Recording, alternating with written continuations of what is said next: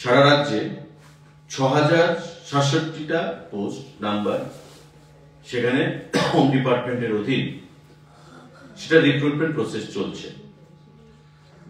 আজকে ক্যাবিনেটে সিদ্ধান্ত গ্রহণ করা হয়েছে যে এই 6067 যে স্পেশাল এক্সিকিউটিভের পোস্ট তাদের যে বেতন হবে সেটা আগে ধার্য করা ছিল 11,000, আজকে সেটা সিদ্ধান্ত গ্রহণ করা হয়েছে যে তাদের বেতন 11,000 থেকে 13,000 করা হবে।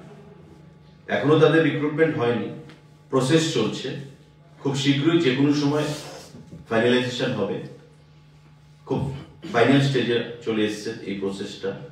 আজকে ক্যাবিনেট মিটিং এ তাদের যে বেতন বা অনারেরিয়াম আমরা বলবো, অনারেরিয়াম আগে ধার্য করা ছিল 11,000 টাকা প্রদান করা হবে, কিন্তু আজকে ক্যাবিনেট মিটিং এ সিদ্ধান্ত হয়েছে এটাকে 13,000 করা হবে তাদের অনারেরিয়াম। স্পেশাল এক্সিকিউটিভ 6067খানা পোস্ট সেখানে রয়েছে।